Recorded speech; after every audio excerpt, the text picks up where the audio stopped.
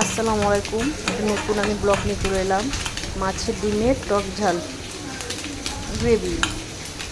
একটা বড় কাতলা মাছে প্রায় 4 কিলো উপরে ডিম বেরিয়েছে, দেশি কাতলা। তো বেশ ডিমটাতে ভালো করে ধুয়ে পেঁয়াজ, লবণ, হলুদ, জিরে গুঁড়ো দিয়ে ভালো করে মেখে লাল লাল করে বড়া করে ভেজে তুলে রাখতে হবে। একটা পাত্রে সর্ষের তেল, তার মধ্যে অল্প জিরে ফোড়ন দিয়ে তেলটাকে ভালো করে গরম হতে দিতে হবে। তেলটা গরমে আসবে, পেঁয়াজ রসুন বাটা,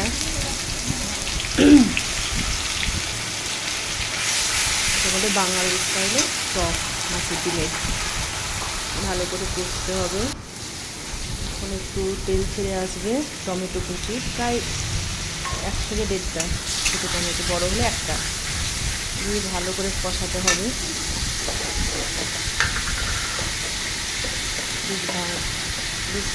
কিছুক্ষণ কষানোর পর পরিমাণ মতো লবণ নেড়ে চেড়ে নিতে হবে। একটা করে মশলা অ্যাড করবো, লঙ্কা গুঁড়ো, হলুদ গুঁড়ো, জিরে গুঁড়ো, ধনে গুঁড়ো দিয়ে ভালো করে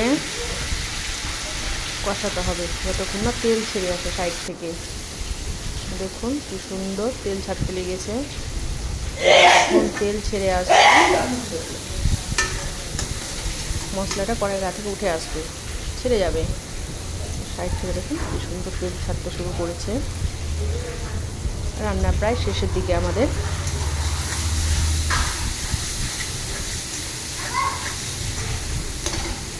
একটা মিস্টেক হয়ে গেছে, এর মধ্যে আমি দেখাতে ভুলে গেছি, হালকা একটু আদা রসুনের পেস্ট দিয়েছিলাম, পরিমাণ মতন একটু চিনি দিয়ে ভালো করে আবারও কষাতে হবে যতক্ষণ না ভালো করে তেল ছেড়ে। যত কষাটা ভালো হবে গ্রেভিটাও ভালো হবে, টেস্ট। তারপরে জল দিয়ে দিলাম। জলটা যখন ভালো করে ফুটে উঠবে তখন মাছের যে আমি ডিমগুলো বড়া করে ভেজে রেখেছি সেগুলো এক এক করে দিয়ে দেবো।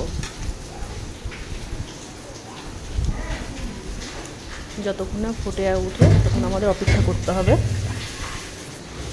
দেখুন কি সুন্দর ফুটে উঠেছে। মাছের ডিমগুলো একটা একটা করে ছেড়ে দেবো বড়াগুলো।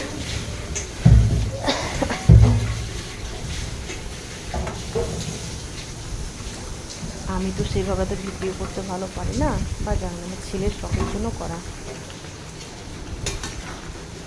আর আমার মা আমার হাতে টক করে দিয়েছে মাছের ডিমে, সেই জন্য করলাম। দেখুন যখন গ্রেভিটা কমে আসবে বুঝতেই পারবেন ডিম হয়ে গেছে, গায়ে লেগে লেগে আসবে।